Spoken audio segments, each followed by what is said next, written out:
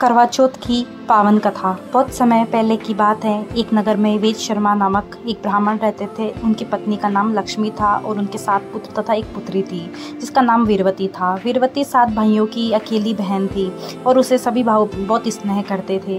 वीरवती का विवाह एक सुयोग्य ब्राह्मण युवक से हुआ। विवाह के बाद वीरवती ने अपना पहला करवा चौथ का व्रत रखा। दिन भर उपवास और बिना जल के रहते हुए वीरवती अत्यंत कमजोर और थकी हुई थी। उसके भाइयों ने उसकी स्थिति देखी तो बहुत चिंतित हो गए। भाइयों ने वीरवती से भोजन करने का आग्रह किया, परंतु वीरवती ने चंद्रमा को देखे बिना अन्न और जल ग्रहण नहीं करेगी। भाइयों से बहन की स्थिति देखी नहीं गई।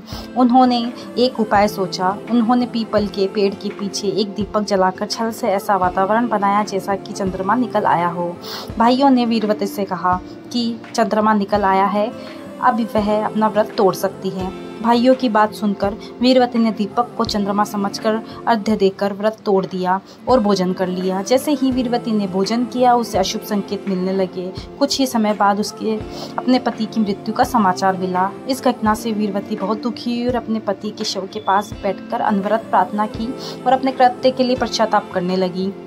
उसकी प्रार्थना और श्रद्धा से देवी शक्ति प्रसन्न हो गई और वीरवती के पति को पुनर्जीवित कर दिया। वीरवती की सच्चाई का एहसास हुआ और अपने व्रत को सही विधि विधान से करने का प्रण लिया। इसके बाद हर करवा चौथ पर उसने विधि पूर्वक व्रत रखा और उसका प्रति दीर्घायु हुआ तथा तभी से मान्यता चली आ रही है कि करवा चौथ का व्रत करने से पति की आयु लंबी होती है और दाम्पत्य जीवन सुखमय होता है। इस प्रकार करवा चौथ का व्रत विवाहित महिलाओं के लिए पति की लंबी उम्र और परिवार की स्मृति के लिए महत्वपूर्ण होता है।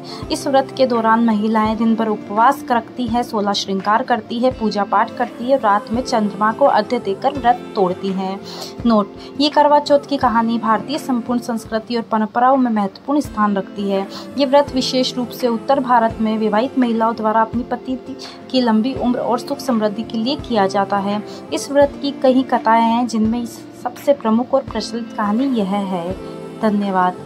अगर आपको ये कहानी पसंद आई हो तो इस चैनल को सब्सक्राइब ज़रूर करें।